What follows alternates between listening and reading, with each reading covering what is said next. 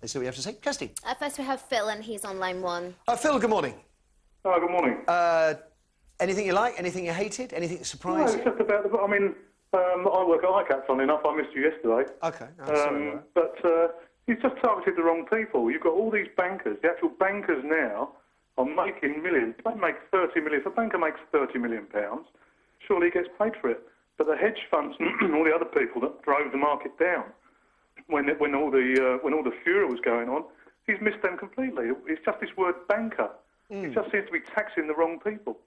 You don't feel that when the public is bailing out the banks to the tune of hundreds of billions of pounds potentially, that the public should be able to see some kind of pain? The stock market's been up 50% over the year, so there's lots of money to be made for bankers when the rest of the country is hurting. I mean, I'll be honest, I'm kind of sympathetic to the bankers being upset with the politics here, but I think you've got to get real as well and accept that if the British public is feeling pain, then it doesn't seem great that bankers are having a record year.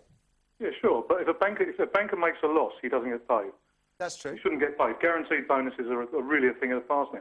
A friend of mine's made £40-odd million this year for a bank. Surely he's entitled to a bonus. That £40 million What about the soldiers laying down their lives in Afghanistan? If we're going to talk about who's entitled to something, right, aren't the soldiers entitled to more than anybody who's just making money for firms, private cash? I don't disagree with that at all. I mean, everyone does a good job. Where do you want to go? That's the problem, Phil. BA, the government-owned part of BA. If BA turn around and make a profit, are they going to tax all the BA people? I agree entirely with the I can understand that the tax on bankers is unfair if you're a banker. But I'll say again, it's the amount of money that's been going through the city. And I just think the public themselves just don't feel the bankers have shown that they are in touch with where this country is at. And as I said, it's been a great year for the city, but it's not been a great year for anybody else. It just seems ironic that everybody else is suffering, and then the bankers would want to pay themselves big bonuses at the end of the year. And it's not fair, Phil. Yes, it's great. But then why not tax the banks? The banks make all the money. Well, bank, and then the guys that make the money still get paid. I mean, I'm very sympathetic to that argument. I think a tax on trades, on individual trades, I mean, that's one of the ideas being bandied around. That would be a much fairer way of dealing with it. But let's be honest, Phil, all you have to do is take your bonus later, change your job title, and I'm still not sure what discretionary bonuses mean, because if your bonus is in your contract, written into contract, that's not discretionary, so would that count? I've talked to people already, and they've already said that they've already been in discussions with people who are saying, OK, we'll give you a pay rise backdated to last April, which covers the bonus you would have had, and we'll pay you no bonus. So it's out of the scope of the 50% ban, and it all finishes on April the 7th next year anyway. Absolutely, which is, and I think that's insane as well. I mean, at the end of the day, I would suggest good PR for the bankers would be to button it. Just let it go. Yeah. Keep quiet instead of bleating and saying, oh, it's unfair, when there are so many ways around it. It's a leaky tax. Well, I don't disagree with that, in fairness. All right, Phil. Bless you. Thank you very much for the call. What about our audience, Eric? What are they? OK, next week's Elizabeth, who cares full-time for her husband. So, what's your verdict? I would rather have Gordon Brown and Alistair Darling in government than George Osborne and David Cameron, because, well, basically, they do seem they're trying to do their best. But as a full-time carer, they wanted, with Gordon Brown's free care package, they wanted to take attendance allowance and disability living allowance off people and give it to the National Care Framework, as in National Care Service, where social services get to say how, what, who and when, what your care is going to be, and I think that's totally wrong. You say you'd rather have Gordon Brown and than George Osborne, or Alistair Darling rather than George Osborne. I mean, isn't the reality going to be that after the next election, if the opinion polls are right and David Cameron takes power, that there are going to be savage cuts to come, as I would imagine there would be if Gordon Brown and Alistair Darling win another term, or win a term, as soon as we don't have the chance to vote for them yet. I dread a Tory government. I dread a Tory government. No, but I'm saying it's not a case of picking on the sides. The reality is we have a massive debt, trillions of pounds worth of debt. I mean, at some point we have to deal with it. People, if they do away with the carers allowance, people like me and other people will stop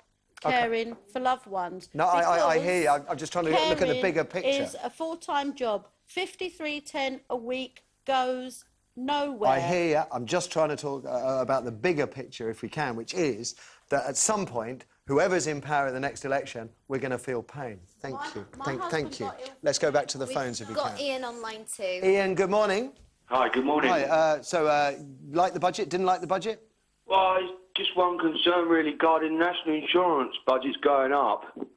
And it just happens last year I was working and I had an accident at work where I dislocated my shoulder. Yeah. I was out of work for 6 weeks. I went down to the Department of Work and Pensions only to be told that I hadn't paid enough national insurance up to date. And I asked them, how much insurance do I have to pay and for how long before I'm actually entitled to help? You seem to be under the mistaken impression that national insurance is there to look after the health service and stuff like that, when in actual fact, national insurance is very clearly an anagram for tax. Oh, I understand it's for a bigger picture. It's not just for it's not just for help. No, it's a tax now, isn't it? Let's be honest. Health. I understand it's for a bigger picture.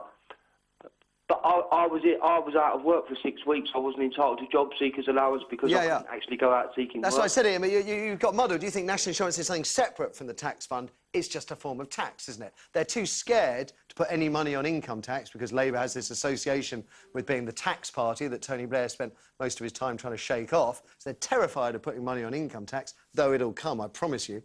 And so they'd stick on national insurance instead. Stealth tax. Ian, thank you very much. Another call? We have Ken on line 3. Ken, good morning. Oh, good morning. Were you surprised by anything yesterday? I certainly was, because basically speaking, this budget is completely missing the point. They're blaming the bankers for what's gone on over the last sort of 2 or 3 years, but in fact, this is a distraction from what really went on. I mean, the government itself, and Gordon Brown being the Chancellor, I mean, he allowed this to go on for the last 10 years, so they're pointing the finger at the bankers, but in fact, it's the government's fault, insofar as that the FSA turned a blind eye because they were getting huge tax takes from the city. How is the budget? Ken, how is the budget? How is the budget reflected or surprised you on this point? I'm not at fault, but I would say Ken, how does the budget reflect this surprise? What is it about the budget that's missing the point? What should he have done? Well, basically speaking, I mean, he should have cut public expenditure rapidly at this point in the economic cycle and allowed the private sector to start growing again, because after all, I mean, as far as I'm concerned, this is a capitalist country, and I think the public sector has been allowed to grow completely out of, all proportion in terms of the GDP of this country. If you look over the last, say, 10 to 15 years, the only thing that's kept our economy going is basically house prices. Equity. Well, it certainly isn't gold, is it? We gave our gold away at what is it now trading at about $1,200 now? Ridiculous.